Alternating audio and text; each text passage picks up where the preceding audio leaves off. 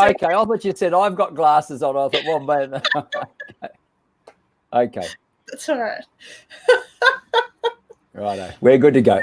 I can't believe we managed to pull this off. Like, we're so unorganized, aren't we? We are. Well, I am anyway, but I haven't got my 13-year-old daughters here to help me, so that's the problem. Oh, we figured it out, though, thanks to Vivi Chanel. She's awesome. Oh, Viv, she's a weapon, old Vivi. She is. She's a lovely lady. I love her very much. All right, let's go. We're live. Hey, everyone. Hey, everyone. Thank you very much for tuning in to my Wednesday night live stream. Today, I have the privilege of interviewing Jim Savage, member of One Nation Party, and for some reason, controversial. Hello, Jim Savage. Hi, dear. How are you? Good. It's very nice to have you on. How's your day going? Yeah, it's been good. Very hot up here in Queensland, but no, I've had a good day. Another day at work. Yeah, another day at work. Well, there's obviously a series of different things we can discuss. I think Vivian Chanel wrote, "Yay, we did it!" on the side. That's hilarious. A part of what I thought was interesting about your story is that you were part of, or you are part of, One Nation, but a lot of the media seems to think that you were ousted and that Pauline Hanson kicked you out and all that kind of stuff. Do you want to sort of delve into that story? Because I find that super interesting. And it's because of your ties to TBC, isn't it? No, it's got nothing to do with TBC. Well, I've got the TBC hat on. I had a very nice TBC T-shirt on, but I spilled gravy all over it about half an hour ago, and it was so disgusting I had to get rid of the shirt and put the hat on instead. But no, look, TBC's got nothing to do with the One Nation, my involvement with One Nation. Okay. Basically, what's happened is I was the president of One Nation for about 12, 13 years. Yes. Up until, I think, 2015, I resigned as president. That was when James Ashby, I was overseas on a work, on a business trip. And while I was away, they put James Ashby onto the executive. And I don't particularly think he has the character requirements to be on our executive. And other members of my executive felt the same way. So a group of us left the party at that stage. And look, that was fine. We'd been there running the party for many, many years. And we thought, well, okay, let a new team take over. We've been hanging on to the party for all these years. Pauline left One Nation in 2001. So she's had no involvement in the party for nearly 2 decades, or a decade and a half. And we invited her back in 2015. So it was our decision, the executive, to bring her back on. And she was very reluctant, but we did explain to her that she will never get anywhere as an independent. She failed as independent. She failed as Pauline's United Australia Party. Her only chance is if she joins One Nation, which is her heartland, basically. So she came back on and then immediately, started stacking the executive. Well, that was fine. So I decided it was time for us to step back, for the old guard to step away and allow the new team to take over. So that was fair enough. But what's happened in the interim is that we've seen One Nation go from a party that was answerable to and belonged to the members to a party that's now a total dictatorship. Nobody votes for our executive anymore. No one gets a treasurer's report. No one gets a auditor's report. No one gets minutes for meetings. No one gets to vote anymore. No one has any say in policy. I don't even believe One Nation's got a policy committee anymore. I think that went with the dodo when we left. And so I've been basically been agitating for some changes and for the party to go back to its core values. Things like, One Nation. Even in our, Pauline changed the constitution. We had I think it was a 21-page constitution. It's now a 12-page little summary of what Pauline wants for the future. But we don't really have a proper constitution anymore. But one of the things our constitution did retain was that we support and advocate for traditional families, which is what 99% of One Nation supporters, if not all of them, support. And yet, strangely enough, when it came to the same-sex marriage vote, Pauline and Malcolm Roberts abstained. I mean, one of the most core principal values in One Nation's armoury is traditional families. It's been a policy since the early 2000s. And to just vote, to support that without even telling the members, and there's been no explanation since, we found it a little bit of a betrayal of the party. And every single member of every executive in every state in Australia has been dismissed. There's nobody left. Not a single person who knows One Nation's history, One Nation's foundational knowledge is gone. I'm the last member. Myself and You're one a other. veteran. Well, I am, and I'm very young to be a veteran, but we did have a lovely gentleman by the name of Doug Abbott, who's 94 years old, and he's a life member of One Nation. He ran the office originally in Ipswich for many, many years. He and his wife, Jean, ran the office for years, free of charge, full-time, 5 days a week, and life member. And he got a phone call 10 days ago from our head office saying, your life membership's cancelled. Go to buggery. No reason given. And he's in his 90s. His health is very frail, and it really, really knocked him around. And I rang him tonight to see how he's going, and he's in hospital with heart problems. So, thank you, One Nation, for doing this to a lovely old gentleman who helped put Pauline on the map. So these are the sort of things that people like me find abominable about the way One Nation's operating. We love the party, we love the policies. I mean, I was involved in writing most of the policies, so I don't have an issue with the core reasons for One Nation being there. But when a party becomes subject to the whim of one person, we've got problems. I have been putting my hand up and challenging the status quo there. So are you sort of suggesting or outright stating that Pauline Hanson is running the party as a dictatorship? I'm not suggesting it, I'm saying it outright, she is. And whether it's Pauline run as a dictatorship or James Ashby, who tells Pauline everything that she needs to know, apparently. A lot of people believe James Ashby is the puppet master. I don't know. Pauline will declare absolutely nobody tells her what to do, but when James Ashby came along, a couple of years ago, Pauline has lost every single friend she's ever had built up over the last 20 years. I think as Graham Richardson said not long ago on Sky TV, Pauline doesn't have any old friends. She's only got new ones. I'm not surprised. Can you see that question on the screen? Is it Pauline's ego? Yes. It is? Yeah. I'll conduct the interview with you, but if I see a good question, of course, I'll pop it up so that you can respond. If you don't want to respond, you don't have to. Okay. I was going to ask you something regarding conservatism, generally speaking. It seems to be extremely broken, and I don't mean just here in Australia. I mean in most Western countries. But do you think that the reason that she's running it like a dictatorship is because maybe she feels like she's doing a favor to the party? Because obviously at the moment, a lot of people use the word cuck. People say, oh, cuck-servatives, they're cucked out, they're doing this, they're doing that. Maybe she feels like it's the best way to run a party because it is so lacking. What do you think about that? Well, no, it's not a way to run a party. If she wants to be an independent, she can do whatever she likes. If it's a party, then it's a party, and you have to include members. It's only a party if you call a party and nobody turns up at your door, it's not a party.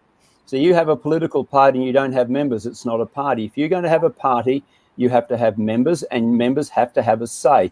At the moment, the only right a member of One Nation has at the moment is the right to pay membership fees. They have no voting rights. They have no say in policies.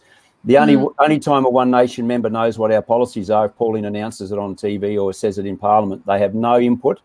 No members have ever been asked for input into policy. And no, you can't run a party like that. If she wants to run a dictatorship, call it a dictatorship, call it the Pauline Independent Only Me Party, and be done with it. But if you have a party with members and members pay a membership fee, I mean, it does say in our constitution members are entitled to vote on all relevant matters. Well, in actual fact, they're not entitled to vote on all relative matters. We just had an AGM.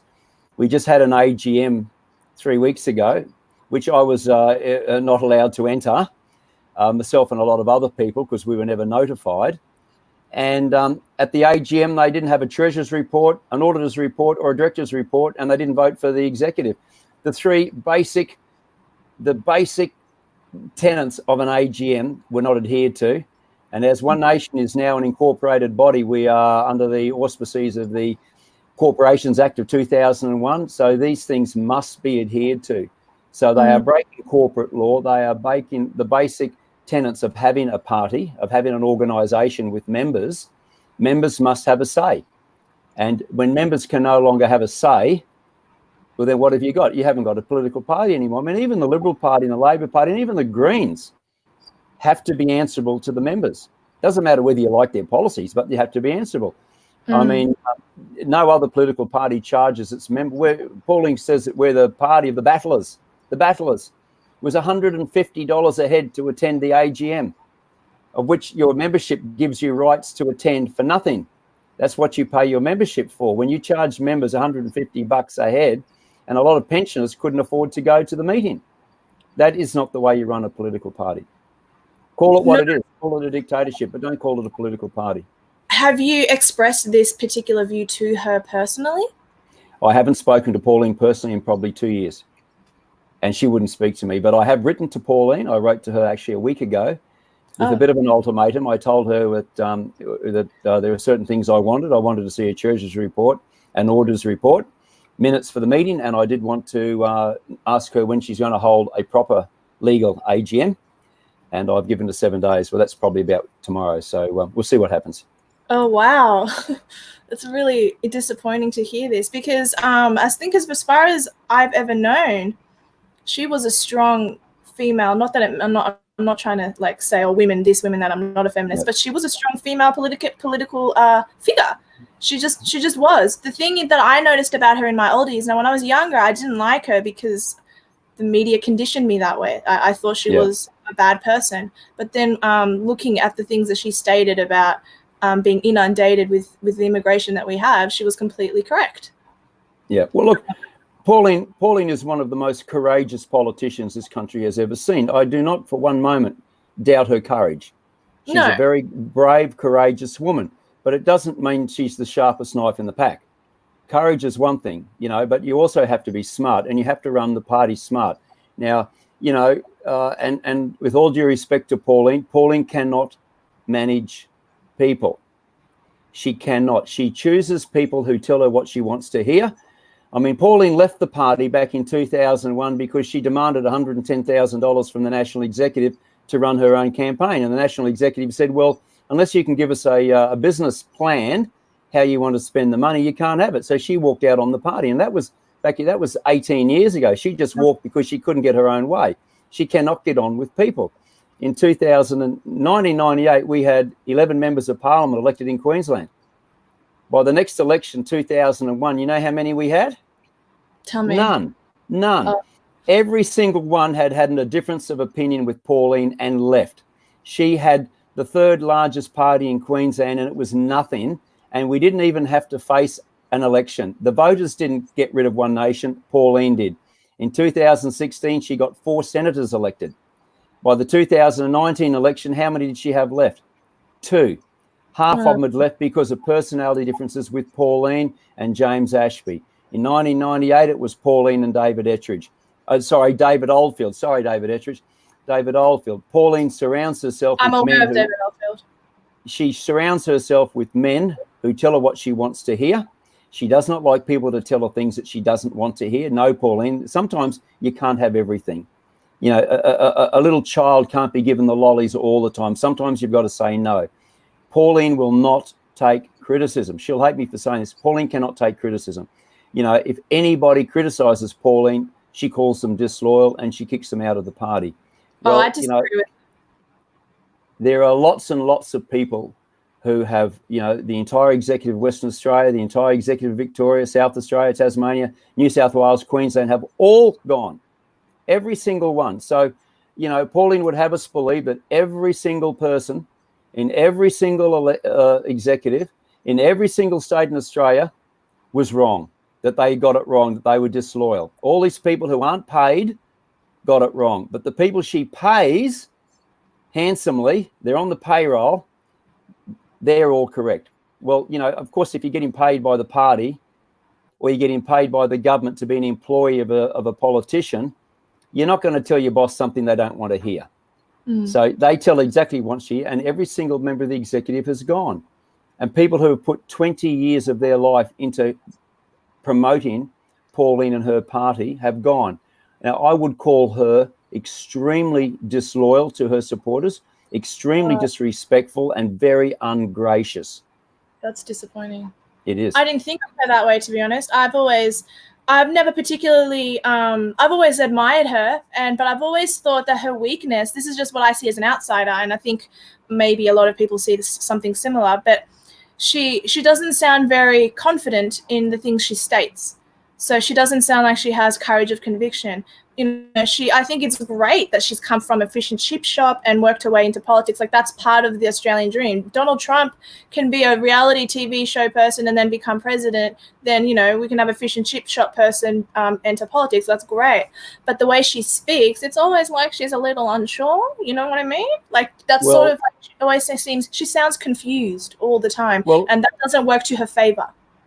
Well, look, I think, Pauline's not the greatest speaker, of course. She sounds very uncertain and hesitant. She does sound uncertain, and gets her grammar incorrect at times. I don't think that bothers people, and in many ways, nor should it. But I think it's important for, especially politicians, not just would-be politicians, but actual politicians, to be very, very up on the subject and to be completely informed. Now, I know that One Nation have been critical of the Nationals for not backing Pauline's legislation for the dairy farmers. Now, I don't know all the ins and outs of it, but I do know, I'm told by people in the National Party, that the reason the Nats didn't support it was because there were flaws in the way the legislation was written, which could tie the dairy farmers into something which down the track they no longer want. So whilst helping the farmers is great, you can't just rush through legislation without making sure that it's so airtight that in 3, 4, 5 years' time, you're not kicking yourself that they tied themselves into a set price or something which is no longer suitable. So, I don't think anybody can say the Nats don't want to help the dairy farmers. I mean, that's ridiculous. But I think that the fact that they knocked back that legislation, perhaps maybe Pauline needs to talk to them before she puts that legislation in and see if there were things in it that they wouldn't support, and then maybe try to change it or compromise so she can get something in. But this, it's my way or the highway. It just doesn't work. Jackie Lambie's shown how to work the system. She got a great deal with it, relieving the Housing Commission debt in Tasmania. Pauline just said, well, give me a coal-fired power station or I won't vote for anything. So they don't need a vote anymore, and she didn't get the coal-fired power station. If she knew how it worked, she would know that Scott Morrison doesn't have the power to do that anyway. It's a state issue. So, you've got to know how it works, and you've got to know, what's doable. I mean, Don Quixote, tilting at windmills. If you can't win, do something you can do. Do a little bit rather than do nothing. I remember when Pauline got elected to the Senate in 2016, her first speech, she said, I will not horse trade. I will vote on every bit of legislation on its merits. I will not hold legislation to ransom subject to voting for some other legislation. Well, that's exactly what she's doing now. So she didn't even keep her first promise after she got elected. Yeah, that's disappointing. And what about bringing in Mark Latham? I felt like that was quite an intelligent move. What are your thoughts? Was that a good strategy? What are your thoughts on him? I've had him on my channel. He's lovely. Well, to me, I've never met Mark Latham, but ever since he left the Labor Party, I've liked him more and more and more. It's almost like he's been reborn. But he's cool. Look, I like Mark. I think he's knowledgeable. He knows the subject. He's articulate. And he knows his subject and he can express it well. And I think he's doing a great job. I like him. The fact that he's come from a position of leader of the Labor Party is quite extraordinary. But I will say this. A lot of the supporters of One Nation, particularly originally, were what I would call old Labor. Yes, I agree with that. Old Labor. Modern Labor, the Labor of Bill Shorten and Anthony Albanese is not what I call old Labor. Old Labor was not much different from One Nation in many ways. We really were a party for the working class and for the people who needed to support. And that's what One Nation was. And a lot of our support came from old Labor. Well, old Labor's gone now. Labor Party is not... The difference between the Labor Party and the Liberal Party, I find, is becoming harder and harder to see. I agree. And I think that the One Nation of the battlers is now almost gone too. You don't charge battlers $150 to come to an AGM. No. Well, I just wanted to do a screen share and show you something that I thought was quite interesting about you. Now it's no. It's I don't think Don't worry, I'm not going to incriminate you in any way. No, But you're right. this is you on the ACL page. Oh, okay. And it says here, 1, sex and gender theory education. One Nation will remove safe schools from Queensland and refuse any funding to keep it going. Abortion. One Nation allow their members a conscience vote on abortion. Euthanasia. One Nation allow their members a conscience vote on euthanasia. I find that really weak.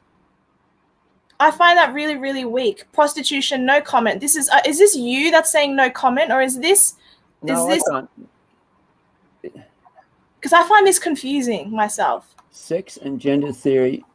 No, I've never seen that before, but certainly my picture up there. This is the Australian Christian Lobby, and it's basically saying that you don't know. It's basically saying that One Nation, and you represent One Nation, don't have a specific say on abortion, that it's very wish-washy. It's like, well, you personally get to choose your stance on that. If I was going to vote for a party, that'd have to be a pro-life party. Well, I was at the anti-full-term abortion protest in Brisbane with the Australian Christian Lobby the other day. And I've been on the platform with them several times speaking. So I'm not sure how that got there. But as far as the current full-time abortion legislation, basically in Victoria, New South Wales and Queensland, we're totally 100% opposed to it. In fact, I actually put on my Facebook, I don't know how the thing got on there. I put on Facebook the other day when the New South Wales full-term abortion legislation was approved, and the only amendment they allowed was the amendment that said if the baby is aborted and it comes out alive, the doctor must render assistance. That's the only amendment. You can still do it on based on gender or on social, if it's inconvenient because it upsets your party life. And my comment was, okay, when they save that baby's life, who takes it home? Is it the mother who ordered its death? Is it the doctor? No, it'll end up in state care, going through 18 foster homes before it turns 18 or 14. I think 14 is the thing. I mean, I can guarantee that none of the politicians that passed that legislation gave a second thought as to what happens to that live fetus when it comes out. In Queensland, since the abortion laws have been charged, according to Dr. Mark Robinson, who's a Liberal MP, who's a decent Christian man, he said that he's been able to find out through the Attorney General and the Health Minister that so far in Queensland, 200 babies have been aborted alive. Now, we don't have legislation to save those babies, so they go into the bucket on the floor. Now, that is murder. So I am absolutely 100% opposed to it. And that is one of the reasons I'm amazed that One Nation's not making a song and dance about it. Absolutely amazed. Euthanasia. I don't vote for One Nation. I mean, I have voted for them in my list, but they're usually towards the bottom because they're still. That's I'm totally opposed to it. And as far as euthanasia is concerned, I was asked by the Australian Christian Lobby back in 2012 when I ran for the seat of Beaudesert, and I was asked about euthanasia and and look, your attitude changes as you age too, of course, but my response then was, I support euthanasia for myself and not for anybody else. Now, I know it's a bit of a flippant answer, but it's the best answer I can give. I mean, I would like to think if the day ever came that I absolutely wanted to end it, I could, but I just can't imagine bringing in legislation. Who's going to make that decision? Because often by the time you need to make that decision, you're not capable. And whose hands do you put it in? Family members who want your will, or some doctor who's scoring points. So I don't know. That's a hard one. But until I could see the legislation, as a principle, I'd have to say no. I'd need to see the legislation. It would need to be, and I don't know what it would need to be to win me over. I just don't know. But abortion is a no-brainer. But are you just pro-life because it's so late term, or are you pro-life the whole way? Are you an absolutist? Look, probably not. I mean, I think that if so you're pro-choice. Well, I think there are probably always exceptions. I mean, if a 13-year-old gets raped and she's pregnant, does she have an abortion in the first month to save her whole life going in a totally different direction? I mean, that's the tough. That's the well, and it's a tough like call. A little brother or sister, or she could give it away for adoption. Yeah, I know. Look, one of the biggest problems in Australia is it's virtually impossible to adopt, and that's the true. the government does everything to make it possible for people to keep their babies. I mean, a lot of people have babies because they think it's a financially an advantageous thing to do. But, you know, I think that any unwanted baby should be up for adoption. I think that a large number of these children that are in foster homes, they have actually foster parents who want to adopt them, that want to keep them, and they can't. Yeah. So I mean, you know, I've adopted 4 children. So I do have. Right. We spoke about that on the phone last week. I do. So I mean, I do have an opinion on that. I'm a member of the International Adoption Federation of Australia, and the Australian government are winding back international adoption as we speak. They've stopped adoptions from the Philippines, where my girls come from. They've stopped them from Ethiopia. They've stopped them from Vietnam. They're just continually dropping back the programs to more and more countries. Now, you know, if you want to bring in, I've always said, why do we bring in 10,000 extra refugees that have come in on boats illegally? Why don't we bring in 10,000 babies? There's plenty of people who will adopt them. There were 7,000 people on the waiting list to adopt internationally when I adopted my children 13 years ago. There were 7,000 on the waiting list then. There's 7,000 couples who can afford a baby who desperately want one. Not all of them are childless. Some of them have children but want to adopt another one. And you'd be taking 7,000 babies from orphanages in other countries. You'd be making it, you'd be alleviating the financial burden on a third world country having to support these unwanted babies. And you'd be giving them to a family who desperately wants them and giving them a great future. And they'll grow up as Aussie as you and I are. Doesn't matter whether they're black, white or brindle, they're Aussie. I mean, my kids are all Aussie and, you know, they're not white. No one loses. Yet no one will talk about it. I think you're going to surprise a lot of people, because the fact that you're associated with the True Blue crew, and I'm not saying anything negative against the True Blue crew. I'm prefacing that right now. I'm just saying that unfortunately the True Blue crew is seen by many to be alt-right and you know, racist. And here you are, a man wearing a True Blue crew hat, and you have 4 daughters. Yes. Yeah. So it's funny how people get painted with this brush. Like, the media doesn't like you. The media doesn't like me. We're both considered to be alt-right or extremist or whatever the hell it is that they say. How do you deal with that sort of label? I don't know. Well, look, you know, I think that there's certainly a socialist cabal, if you like, that's comprised of the Greens, the far left of the Labor Party, the animal liberationists, the climate change extremists, the get up, some of the loony, kooky academics we have in our universities, and they blindly follow each other. They've all basically joined together, and all they want to do is to attack our society as we know it, our Christianity, and I call them Christian values. Now, you might not be a Christian, but you can still have what I would call Christian values. You can still be a good, you know what I mean? Yeah. But these people, they will not allow any contrary opinion at all. None at all. They are the only owners of the truth, according to them.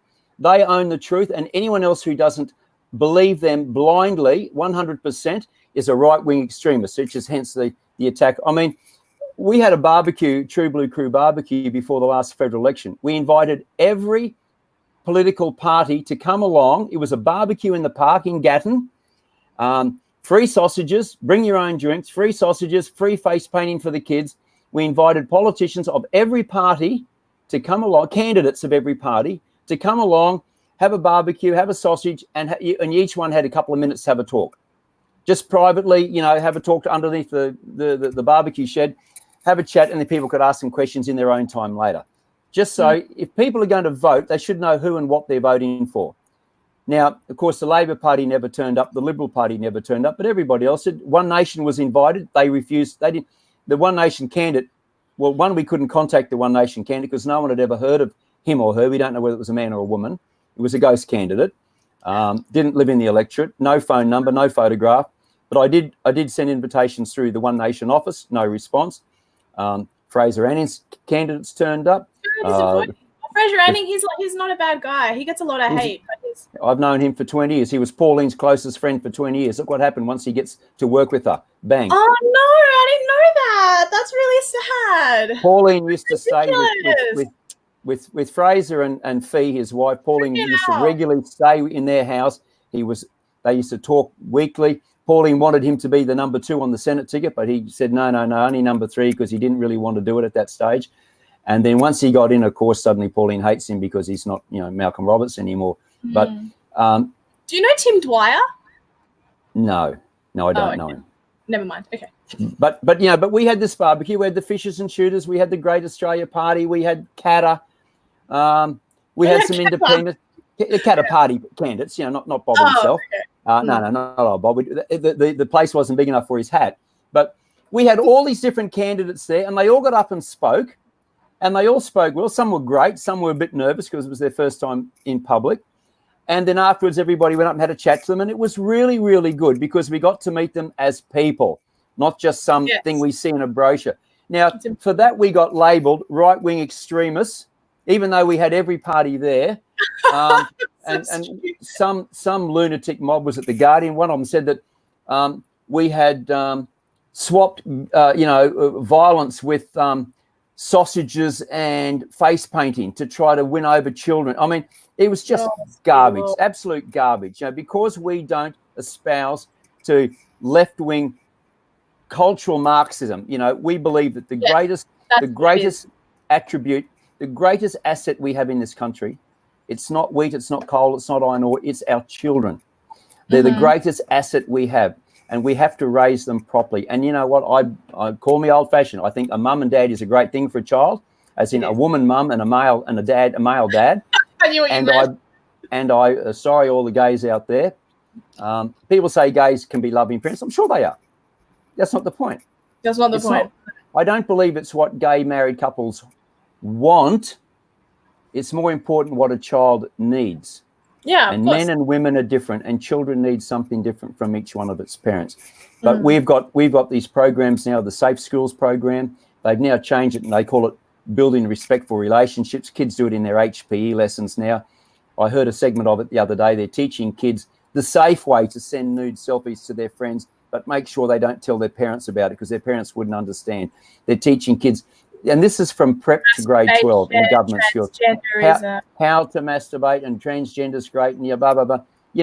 I don't want my little girls taught that garbage, but it's all about driving a wedge between our children and their parents. Don't tell your parents. Send selfies of yourself nude. Don't let your parents know. They won't understand. They are trying to cut children adrift from their family. It's typical Marxism. Destroy the family. Yes, the state wants to own every child. Yep. Yeah. And these get-ups, the Greens, the lefties, the animal liberationists, the get-up, these kooky academics, they're all united in the one thing, which is let's not tolerate the accepted normal way of behaviour that has made this country so great. The things that our parents and grandparents fought and died for, let's just disrespect it. Let's just turn it into an asylum. Children need routine. They need discipline. I mean, what kids say. I mean, I've had my girls just come straight out of primary school into high school, and they've had boys come up to them and ask them for, starting with F, and even offered $5. I mean, these little girls straight out of a church private school, they don't even know what the question means, let alone how to answer it. I'm lucky I've got 4 girls all at the same school, so they kind of can stick up for each other. But I mean, it is disgraceful. But what can the teachers do? They can't get the little buggers a hit over the ear or a caning, which I reckon some of them certainly need. But we are just breaking down everything we accepted as normal, everything we accepted as good and wholesome and decent. Let's just break it down. And you know what? Pauline should forget about climbing Ayers Rock, and a shoe blew out. No, I got the wrong shoes. I didn't think to wear good shoes. Forget it, wearing the burqa in Parliament. Forget all that stuff. Do something about banning the safe schools or banning respectful relationships.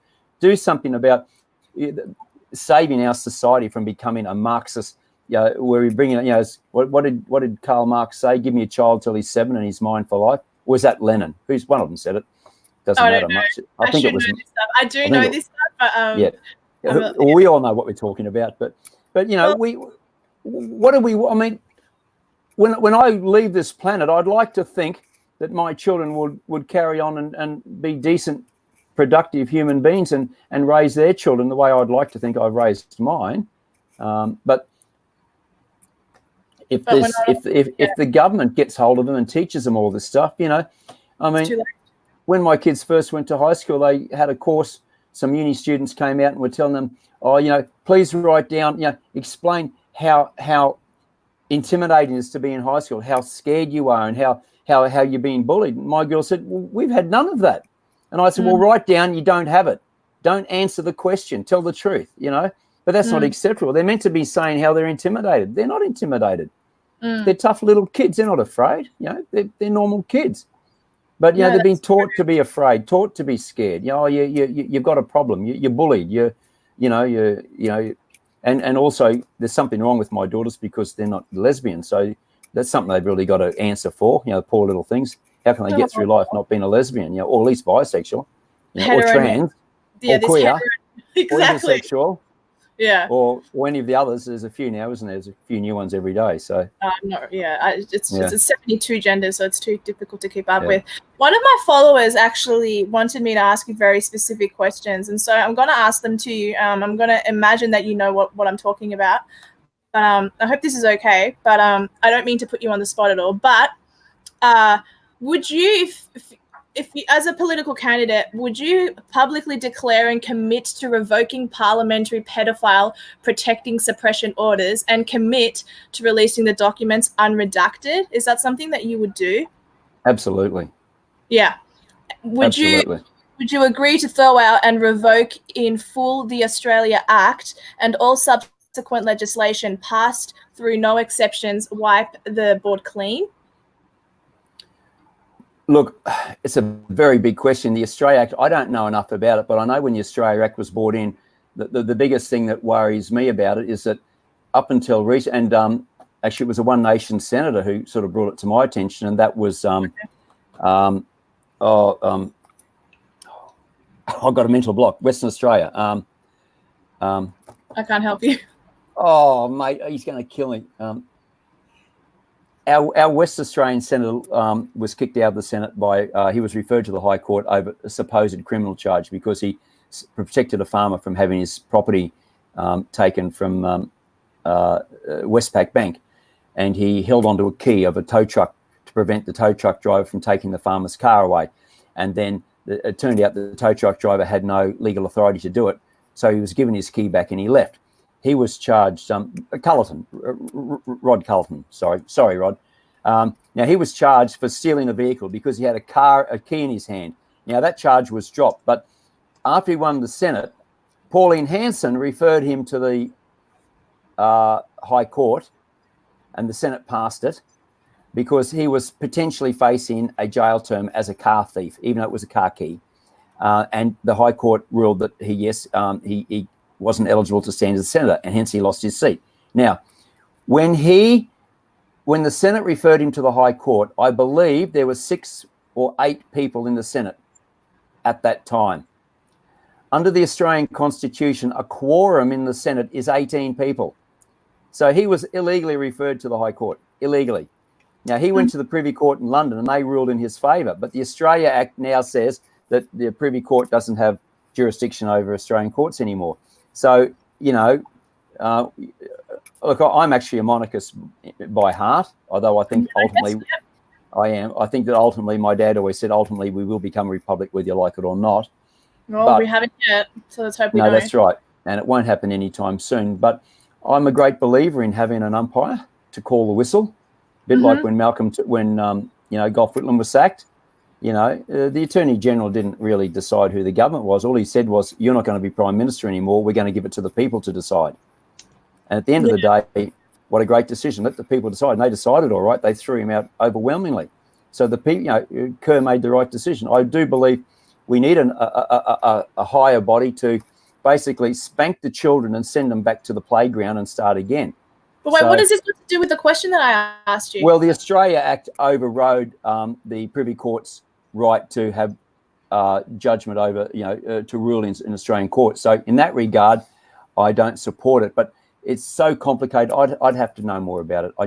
I can't. I don't know everything, and I just don't know enough about it. But do you believe that there is an underground ring and an sort of like a veiled acceptance, I should say, of pedophilia? Like Paul Keating's daughter was part of the sex trade with the whole dude who got suicided. What is his name? He's in the media everywhere. Weinstein. Oh, the movie. No. What was the one you said? Epstein, the guy that killed himself the other day in prison. Sorry, I just blanked. I blanked. Yeah, Epstein. So like he was running an underground ring of sex and all of that. And part of the question that this person put forth said that every government-appointed bureaucrat should be reviewed, appointed bureaucrat to be reviewed, all Freemasons dismissed, no exceptions. What do you think of that statement? Well, my dad was a Freemason. He's the most decent man I've ever known. So I wouldn't, I think there's a lot of mythology about the Freemasons. But as far as pedophilia is concerned, I don't think there's any question. I mean, the number of gay people, now I'm not saying gays are pedophiles, but what I'm saying is there is a massive number of what I would call alternate lifestyle people in Canberra. You got to go to the staff of any minister and take a look. They're all, you know, pouncing around the place and, you know, lighting the loafers, I guess is the expression. But I think there's, we've seen a great reluctance for Parliament to take a look at itself. I mean, I know there are members of Parliament who are gay that aren't openly gay. Penny Wong? Beg your pardon? Penny Wong. Oh, but she's openly gay. Oh, you're talking about secretly gay. Sorry, I miss. Yes. So if you know, I mean, back in the day, back in the 60s, the Russians used to use, you know, gay British politicians who didn't come out of the closet and used to have young boys go to their houses and have sex with them, and they use it to blackmail politicians. Well, when you've got closet gays in Parliament, that's always an option, especially if they're married, if they're bisexual. And there are, I know a couple of myself that aren't open. I'm not going to mention them here, of course, because I can't afford to get sued. But there are members of Parliament, past and present, who are secretly gay. And of course, there is that sort of that gay mafia in Parliament. And some of them, I believe, have been involved in pedophilia. I'm not going to name anybody here. And, you know, when you've got that sort of a group there, they all find, water finds its own level. They all find each other. They all have their own little, I guess, their own little mafia. And then, you know, somebody tries to bring in some legislation to do something about this. Suddenly you've got people advising their boss, oh, no, listen, boss, you can't do that. And, you know, when your advisors are gay, or if your advisor's a pedophile, then maybe you're going to be advised another way. Or if you are a gay pedophile yourself and you're in Parliament, you're definitely not going to do it. So, you know, I'm a great believer in, you know, I think sunlight's the greatest disinfectant. Open up and have a good look. I think every politician should be drug tested too. They're not taking drugs, why would they be concerned? Drug test every one of them. Be surprising how many would catch out. Drug test every copper too. Well, I think I agree with that. But to be honest, I can't comment too much on Freemasonry. I don't know enough about it. I thought it was like the sister to, or the brother to the Illuminati, and I don't even know enough about that. So I'm not going to talk too much about that. I was just asking that question because I wanted to make sure that I pleased that particular follower, because I thought they were relevant questions to ask, and I'm open to hearing responses. Well, there's an old lady I'm aware of in my hometown. Okay. Her husband died some years ago. She's very old and frail, and she lives in her own home, and she's well enough to look after herself, but she's not well enough to, or able enough, or financial enough to run her affairs. The local Freemasons, her husband was a Freemason, the local Freemasons pay her rates, they pay her bills, they look after her, they make sure she gets medical attention if she needs it, and they treat her like a member of the family. So, you know, that's what I'm seeing the Freemasons doing. So, you know, I'm sure that woman would have a different opinion of Freemasons. And I say my dad was a Freemason, my brother was a Freemason. So, okay. Well, I mean, you seem like a nice, good, wholesome Christian man, so I can't fault it at this stage.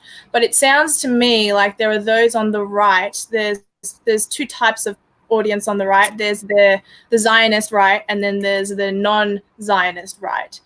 And the non-Zionist right are the ones that tend to have negative views, and I could be wrong. I'm happy for people to correct me on the Freemasons. They think the Freemasons are all about Israel and that they're being puppeteered by the globalists or something to that effect. But that's all I know. But yeah, anyway. Well, I know a number of Freemasons, and none of them are Jewish. They're all either Catholic or Protestant or whatever. So I'm not aware of that. It's not a religion, is it? It's not a religion. It's just a group of people. Well, no, but they're great believers in God. And okay. when my brother had only just joined the Freemasons, and he died of cancer, and at his funeral, the Freemasons turned up to his funeral, and when it was a very, very large funeral. Jeff was a well-liked young man. And when the church, the Presbyterian minister held the service, and then he allowed the Freemasons to come up, and they got up and they placed a a wattle leaf, which was their symbol, on his coffin, and they said prayers for him, and it was very touching. It was like a group of brothers saying goodbye to a brother, and it was very touching. It was just the same religious quotes out of the Bible. It was no different than the minister's sermon, except it was a bit more personal because they were his brothers, if you know what I mean. And I thought it was wonderful. I thought it was really lovely. It was my first real experience of the Masons, and I thought they just added a wonderful aspect of his funeral, and good luck, good on them. I can only, my association with them in a very limited way has always been positive, but okay. I don't know enough. That's fair. That's completely fair. Yeah. We're going to get on to audience questions now. Jason Coutinho, Jim, what are your thoughts towards the sale of body parts of babies, which was allowed to continue by our government? I didn't know our government was doing that, to be honest. I thought it was just America. So what are your thoughts on that? Well, I'm learning all the time. Show me the evidence. I mean, obviously, I do know that when babies are born, they often collect the blood from the umbilical cord, which is used, I don't know what it has some special properties, but I mean, if that question was inferring that people are killing babies and selling parts, well, I find that disgusting. Well, I find it a bit hard to believe in Australia, really. I know everybody, I mean, I've heard that the royal family all, I don't know whether, I'm not sure what the question's referring to, but I mean, I think he's saying that our government does. Well, are you aware of, I'm not aware of any trafficking in body parts. I mean, I know there's I'm not either, concerns in China and India and places, but it might be a deep state thing that we're not aware of that he happens to know about. I don't know. I don't think he's saying it to be a dick to you. Yeah. He's just asking you what your thoughts are on it. Okay, let's go to Gordon Alderson. How can One Nation best move to have more parliamentarians elected from states other than Queensland? Simple. That's a decent question. Put good people in your executive and leave them alone. Leave them alone. You can't Pauline can't rule everything every minute. She micromanages everybody.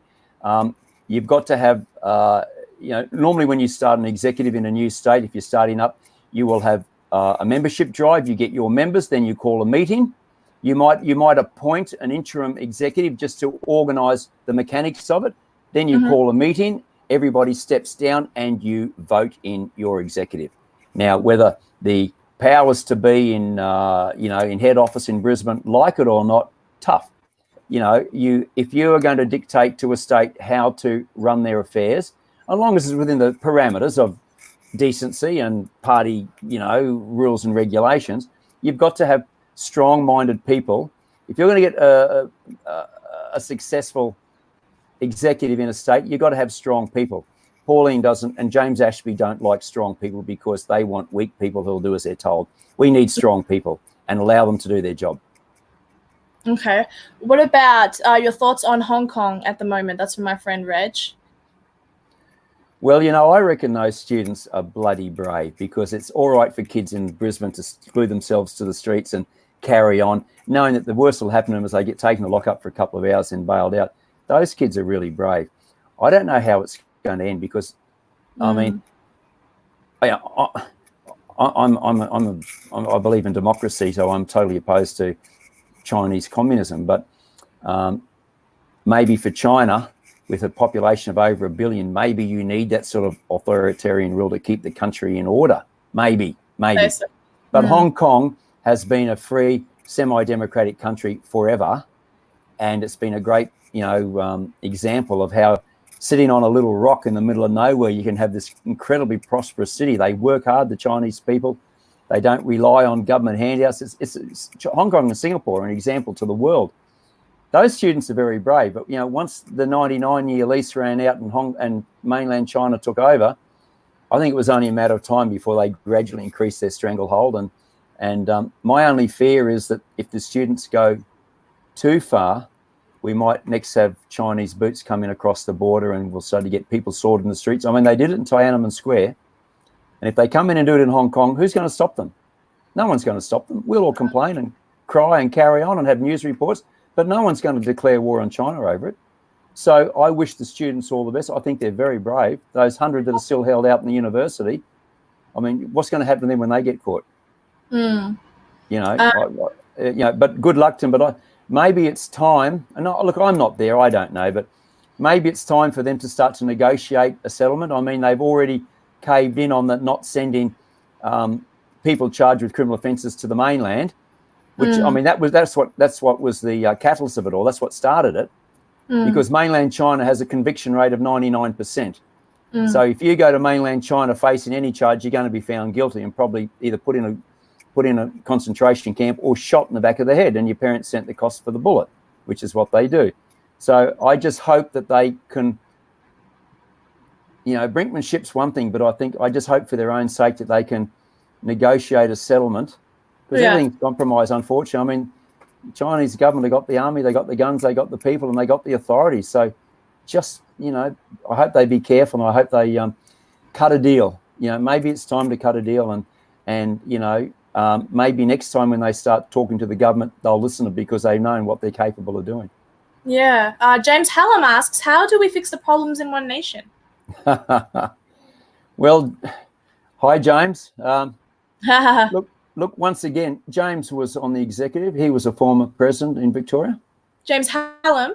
Yes. And okay, cool. That's a new one for me.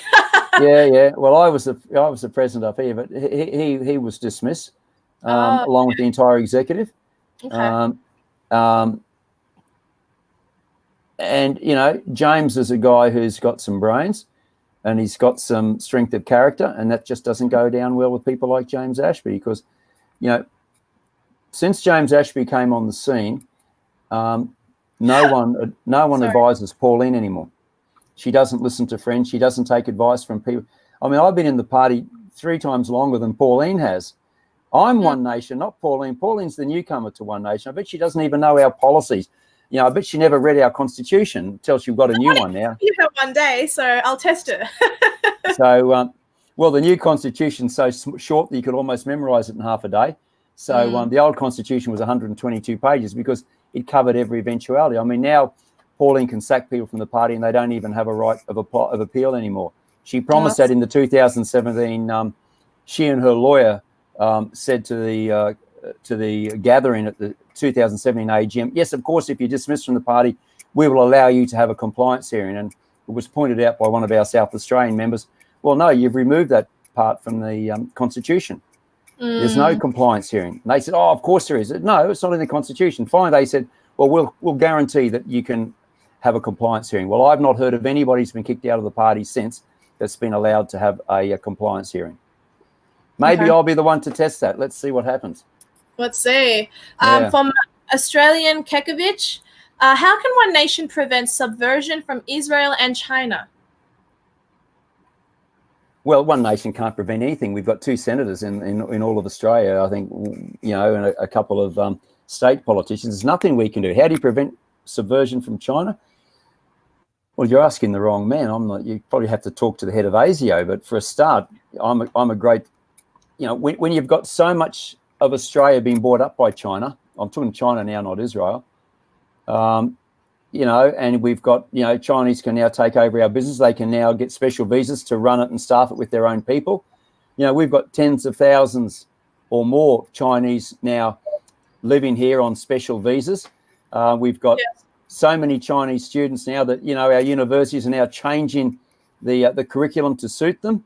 You know, we can have we can study Confucianism in university, but not Western studies.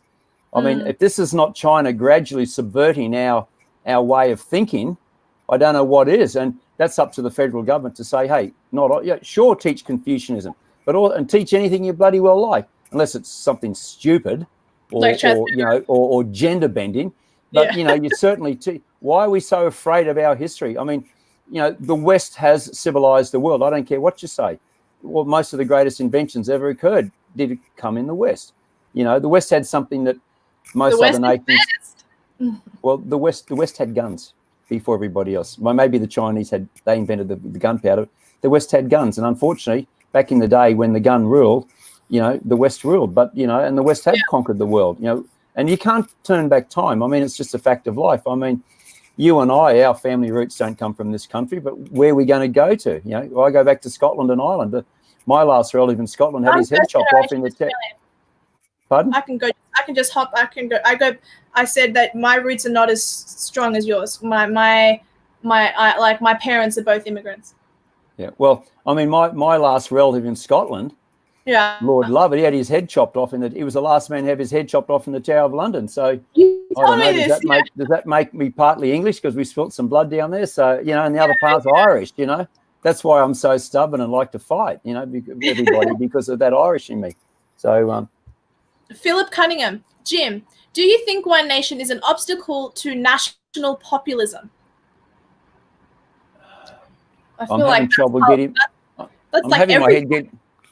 I'm having trouble getting my head around the question. An obstacle to national populism. So nationalism. Basically, this is what I think he means. Now he can correct me, but I think what he means is that at the moment Australia is being inundated with so much multiculturalism and all that kind of stuff that the Australia of old is no longer here. Like we're so far gone from the original white Australia policy type of a world. So populism would assist us in trying to get that world back. So do you think One Nation is an obstacle to that? If I'm wrong, please correct me. Well, I mean, if that's the intention of the question, I would have thought One Nation is one of the few parties that actually is striving for that outcome. So I find that a little bit perplexing. I mean, I've just talked about, I've been in the party since 1997, and before that I was in the National Party. I was a farmer, so I've always been a conservative, and I'm the Queensland spokesman of True Blue Crew, which is a patriotic pro-Australian group that wants to preserve our traditional morals and values and the pride of all things Australian, all the things that made this a great nation. So, I just sort of find the question a little bit strange because I would have thought, but that's how I understood it. Nick Heath, why is our government listed on the US stock exchange? Do you have an answer for that? Is it the government or is it Australia? No idea. I don't know. I think there's Australia Inc., isn't it, listed on the US stock exchange? You're asking someone who has no idea. I don't know. I don't know. Okay. You'd have to ask somebody a bit smart. I'm not very smart. I'm just a boy from the bush. Bobby Fisher. Have you seen Forces Occultus? What are your feelings on what happened in France? Okay. No, I couldn't. Don't know. Sorry. That's fine. I plead ignorance. I just don't know. I don't understand that. Melissa McPhee. Okay, so I personally was not going to ask you any questions about Emma Eros, but Melissa's asking. So thoughts on PHON having a Muslim Yeah, that's Pauline Hanson's One Nation. Yeah, Pauline Hanson's One Nation party. Emma Eros. Now, Emma Eros is my friend. I think that's been well documented. Well, so this is your opinion, not mine, and it's coming from Melissa, who is also a friend of mine. I don't know Emma Eros, so as far as her as a person, I have no clue. She's cool. I will say that when she was named as a candidate, quite a few One Nation people complained bitterly. I can imagine. And I didn't. I wasn't one of those because I really don't care what she is. But I have to say that I worry that she was nominated as a candidate because she was Islamic, because she was a Muslim. In other words, to show, we've got our token Muslim. I mean, I don't know what her values are on abortion, on Australian sovereignty, on the Safe Schools program. Well, see, I don't know that, and I don't think anybody in One Nation does.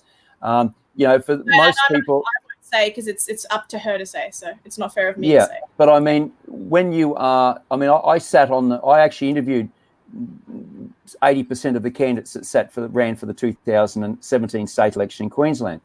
I think of the 61 candidates, I was responsible for about 45 of them. So I had a fair input. Now, everybody we spoke to, and the interview went for a couple of hours, and then I did a thorough internet search on them to see if there was any skeletons in the closet, or they'd been caught behind the shed with a goat or whatever.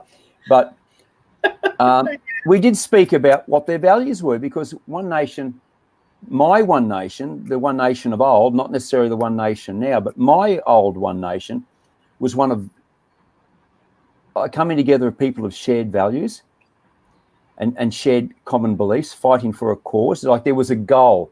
Now, you might kick the football a different direction to get to the goalpost, but our goal was similar.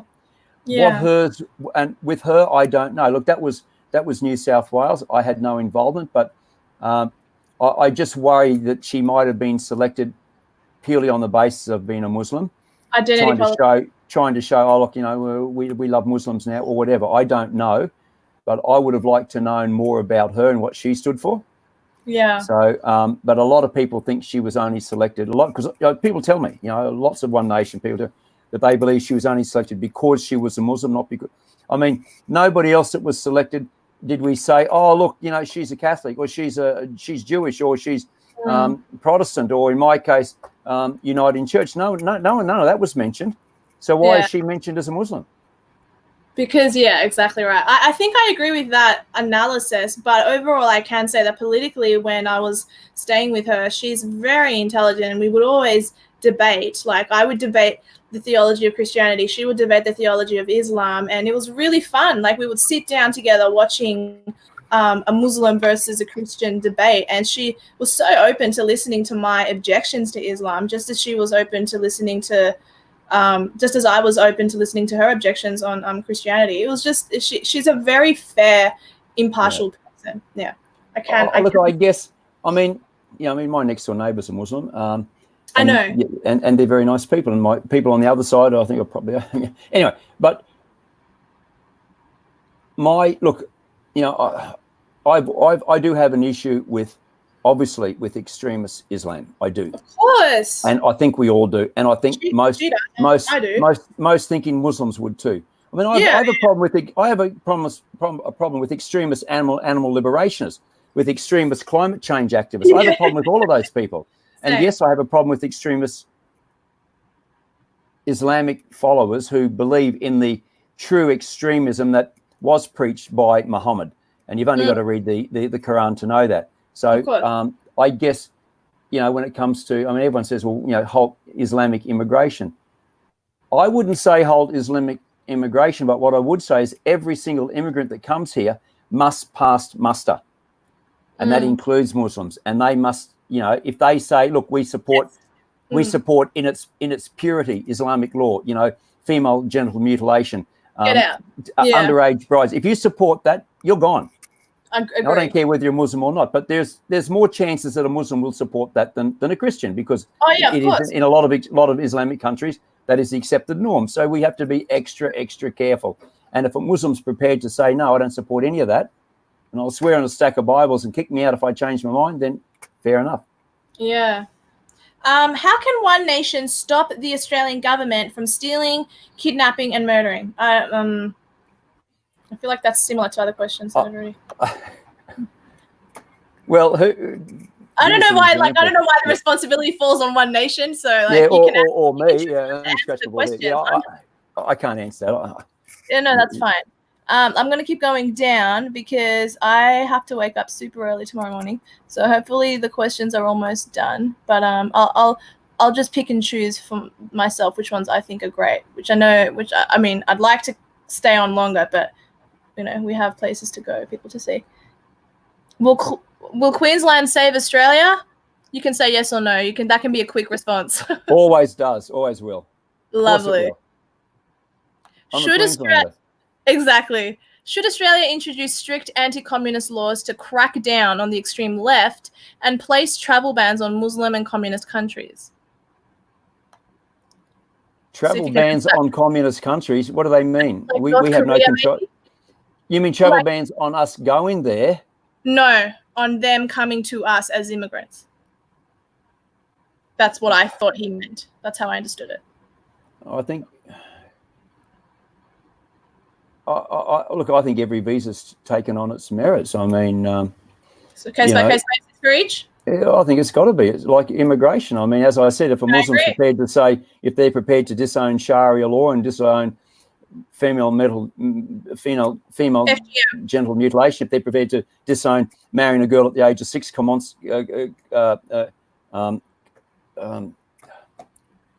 consummating it at 9, all that sort of stuff. then okay, especially if they can, be productive and do something. But, so, where do you stop? I just think that, look, there's no question people that can speak English and who have a similar cultural and religious background to mainstream Australia will always fit in better because they haven't got to overcome that massive cultural divide. I mean, it's going to be hard. Agree. But I mean, I've just bought, I've adopted 2 girls in the last year and they're aged 14 and 16. They're now 15 and 17. Now but they speak English and they're from a Christian country. And for them to settle in would be so different if they came from a country where they spoke another language. And I mean, we sit down and say grace at night. It's nothing new to them. There are certain things that are there's a commonality there, which makes it easier to assimilate. Oh, completely true. So, we should be realistic, and people, if we think their chances of assimilating are better, if this guy's chances of assimilating are better than that guy and we're only going to take one, we'll take the one that's got best chance of assimilating. But I'd rather bring in the babies and adopt them. They'll always assimilate. Exactly. They'll grow up assimilated. So, I believe in magic soil immigration.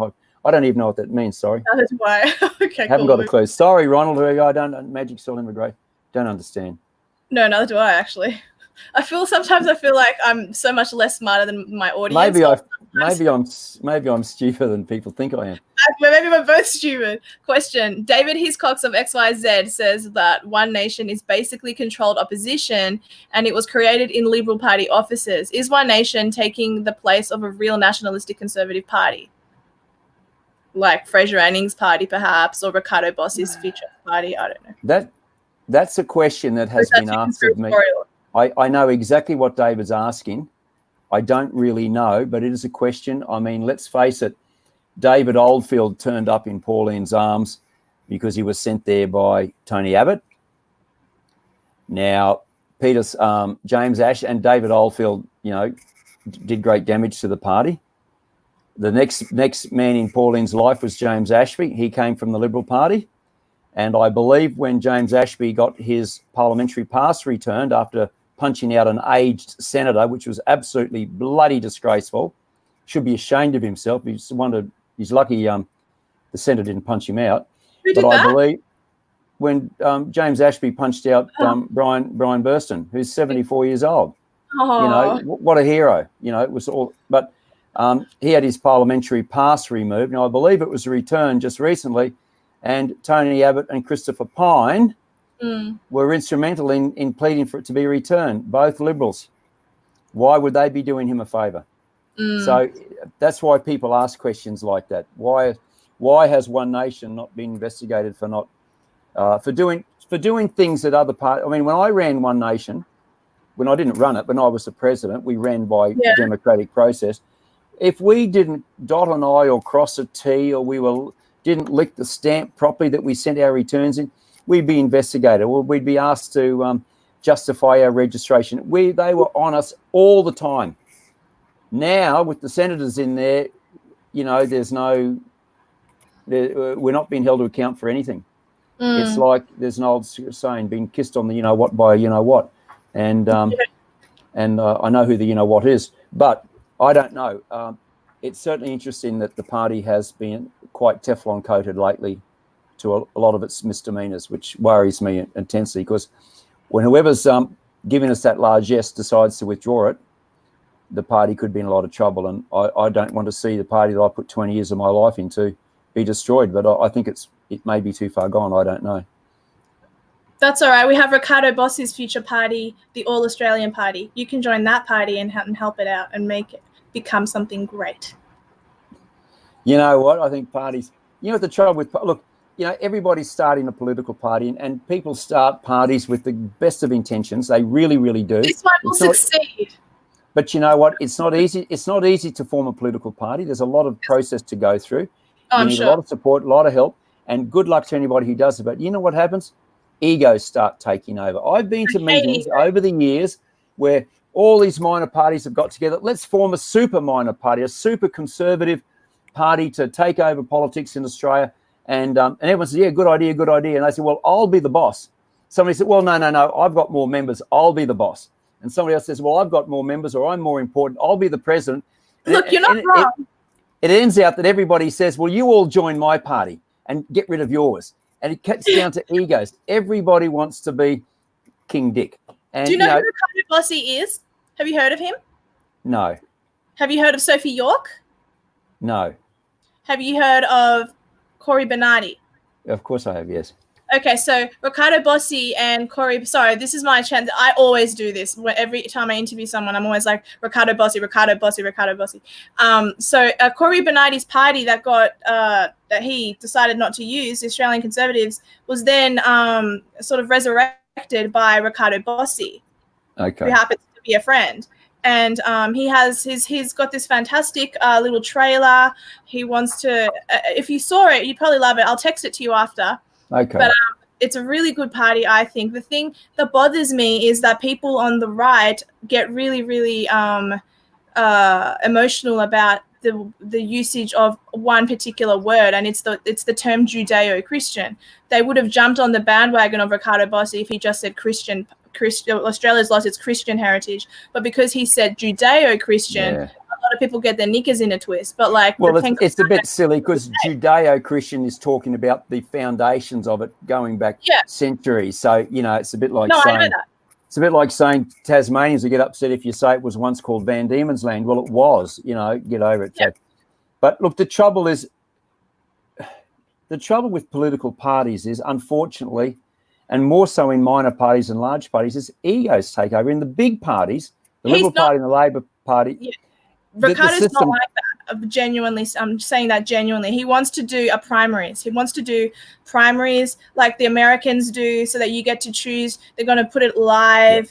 It's like, it's really smart. Like I think there's something there, and I could be wrong. It might not be successful, but you're not wrong. There are definitely egos, and I'm in charge and that kind of thing. He's not. But to want to change that, he's going to have to get himself elected to Parliament first, and to get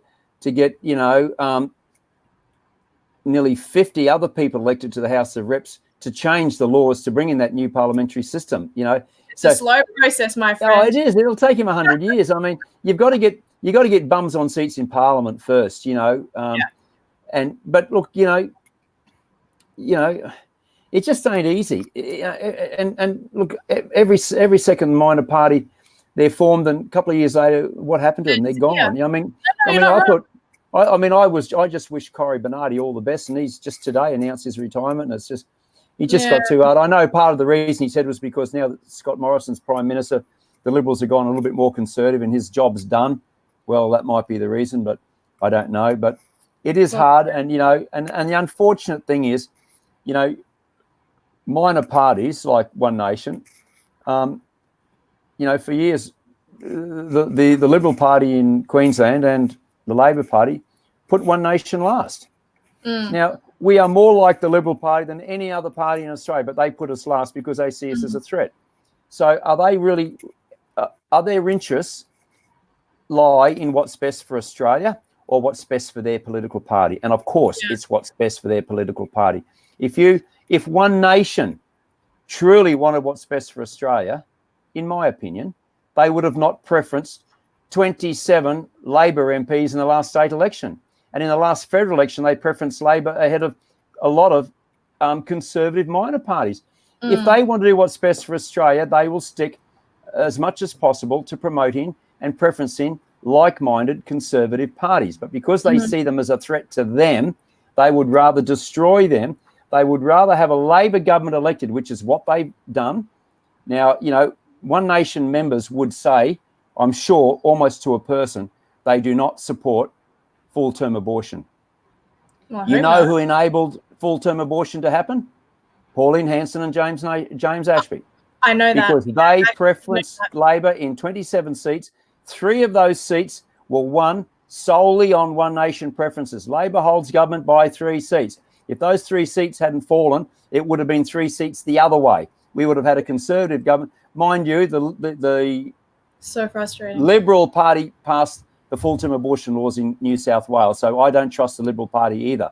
But Labor were always going to do it, and One Nation can take responsibility for that. And the One Nation candidates who put the Labor preferences before Liberal, they didn't want it. They were the party hierarchy prevented them from doing it. And when I interviewed them for that campaign, I said, you will be given a say in how the preferences in your seat go. Mm. I gave him that. Well, I was on the executive at the time, but when it came around, it was too late. Pauline Ashby just did it. I think mine was the only seat in Queensland where Labor wasn't put ahead of the sitting Liberal member. Mm. I don't think they were game to do it to me. Oh, okay. Margaret. So, you know. Oh, yep. Yep. Nothing. Sorry? I'm done. Oh, okay. Okay. Margaret asks, why are some of our roads propriety limited? No idea. Okay. No Jason. idea. That's right. Jason asks, guys, I'm going to wrap up exactly at 10. So if I don't get through all of your questions, I'm sorry, but I have things to do. Do we need a Bill of Rights in Australia? I think we do. What do you think? I think it would be a good idea, yes. It Yeah. used to be a one nation policy. I don't know whether it is anymore. Yeah. Just to answer this question, to be by anti-bullying, you would have to ask her. I'm not here to speak for Emma Eros. Is she a white nationalist? Go figure. She's an Australian nationalist. She wants Australia to be great. Let's say that. Let's go down and see if there are any good questions. Oh, I just went down too far and now I lost my place. Hang on.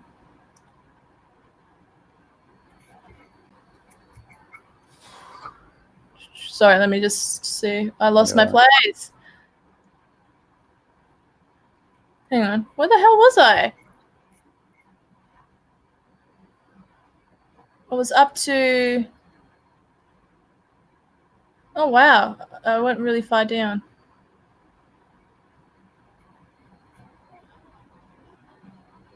Sorry.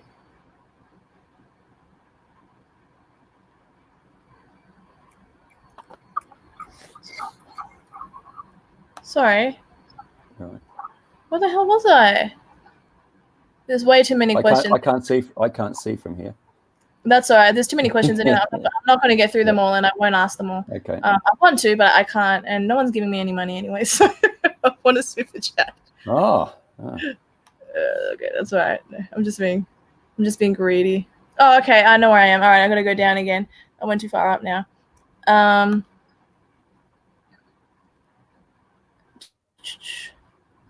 Okay, let me just go back down.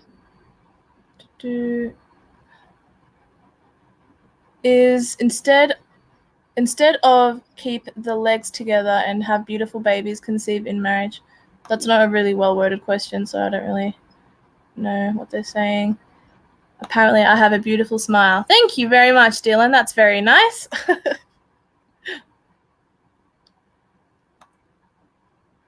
You're running a dating service on this program as well, are you? I think they know I'm single. They know I need a nice man, a nice Christian boy. Yeah. Well, I'm in trouble today. I forgot my wife's birthday, so yeah. I remember tonight, but she forgot mine last year, so that's all right. This is, I don't even know why. I don't even think you can answer this. I think this is so completely irrelevant to you. But do you know why, resembled the Israeli flag?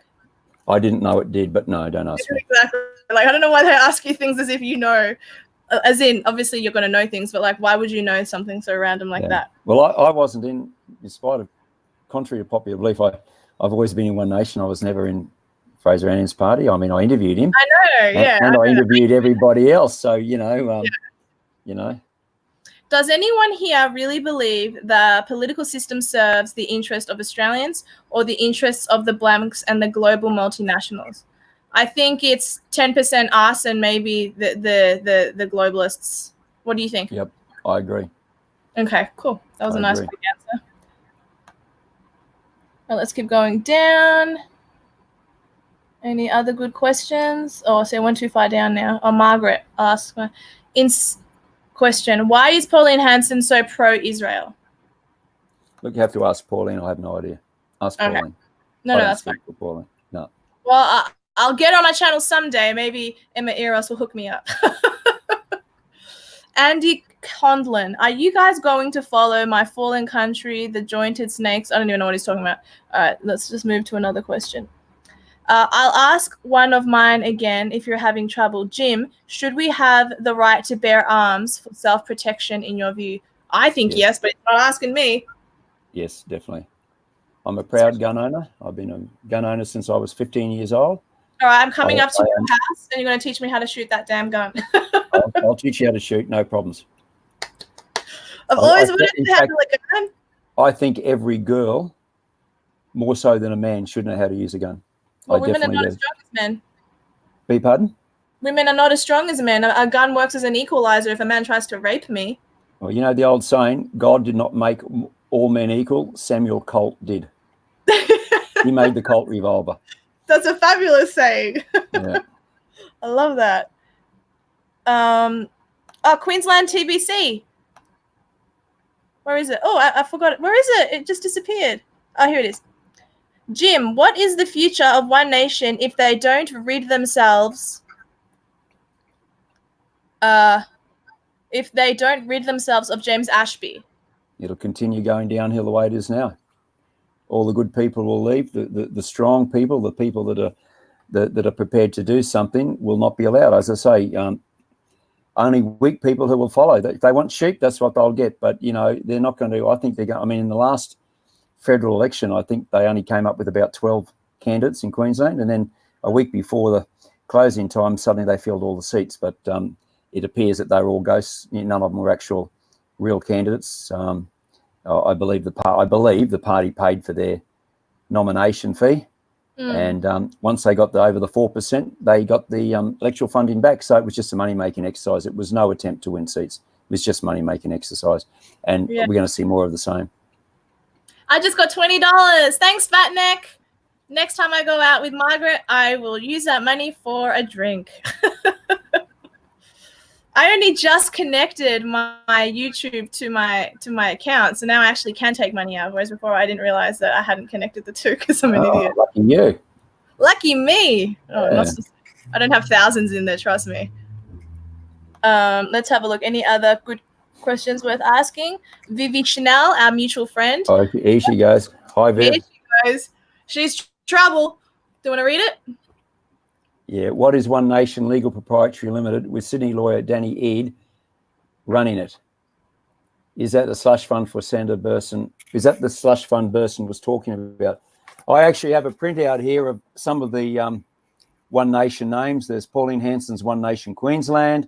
There's One Nation Incorporated, which I believe is a governing body.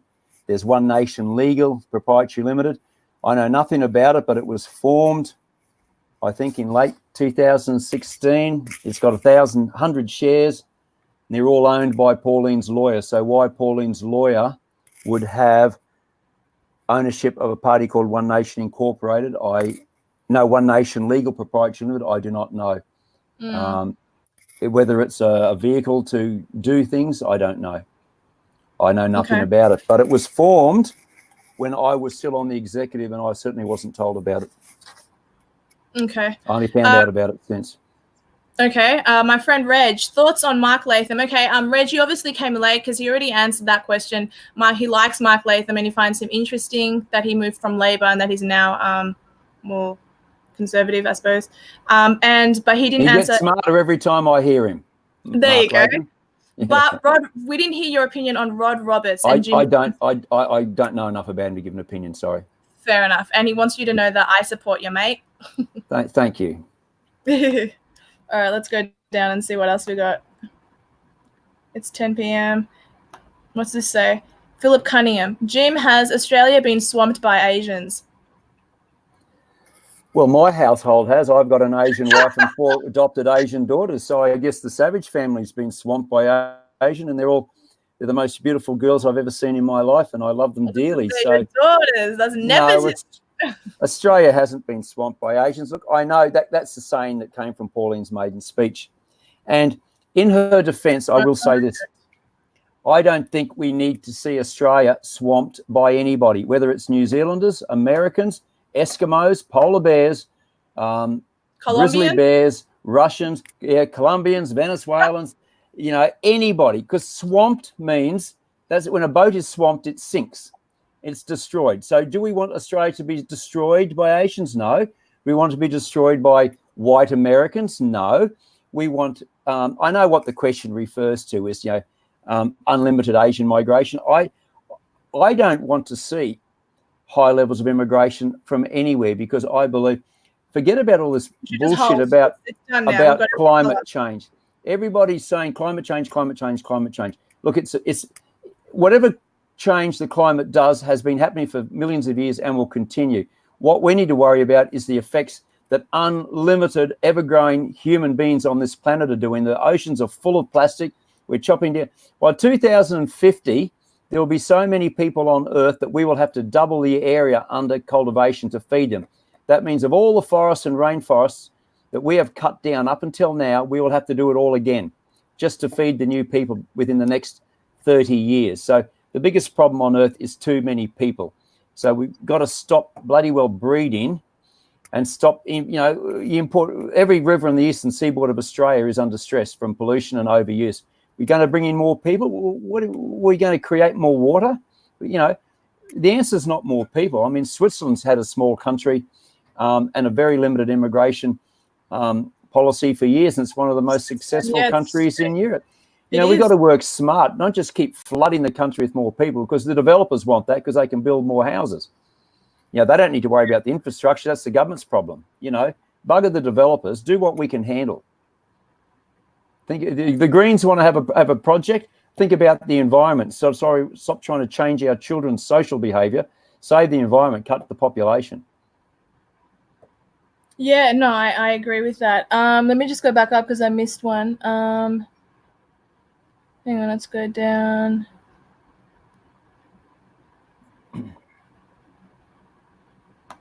Can you finish up on how to donate, please? How do you donate to your party?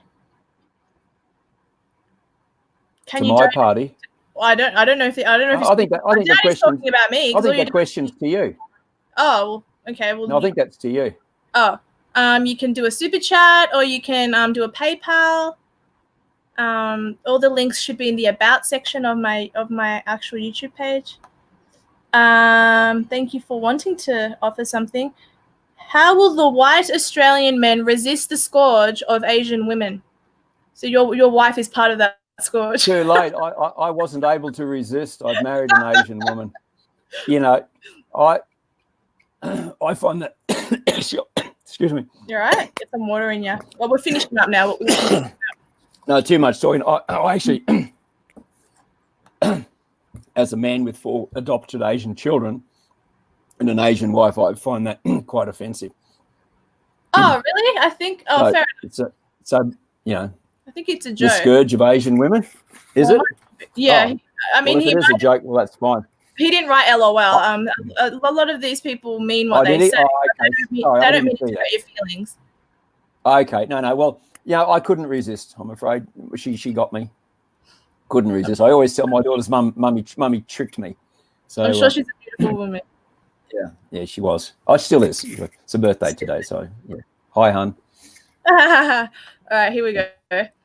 Bobby Fisher, question. What's your feelings on the latest conservative meme where some politicians are blue? It suits your true blue crew, Cobb. Do you know what that means or not? No, not really. What they wear blue. Do you know what a meme is? Well, yeah, but what do you feel on the latest conservative meme where some politicians are blue? Great, they can all be blue as far as I'm concerned. Just put a true blue in front of them. I don't know. At the moment, all our politicians do is make the rest of us blue because they're not doing much to improve our lives at the moment, are they? Yeah, no, that's true. I think that's it. We won't do any more questions because I need to go to sleep literally now. I got to wake up at 4 a.m. So am I. Do you have to wake up at 4 a.m.? 4:30 for me. Oh, okay. 4:30. Yeah. Fair enough. I don't even like waking up that early. Why do you think I look like this? It's all the early mornings. I look like crap. Yeah. I think you're very pretty. Beg your pardon? I knew you didn't hear. I said, I think you're very pretty. Yes. Oh, thank you very much. Yeah. Oh, it's the feminine side of me coming out. I knew you'd get me. What can I say? I've turned. Oh, well, you've turned. It's been a real pleasure having you on my show. Thank you so much to Vivi for making it happen. And thank you to you for allowing me, someone you didn't even know who I was. I could have been really nasty to you, but you were very lovely and very open to having me interview you. So I really appreciate it.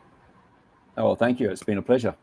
Thank you very much. And guys, tune in next week at 8:30 p.m. I will have a Zionist Orthodox Jew on my channel. Please, guys, if he does come on my channel, please be respectful and don't be rude to him.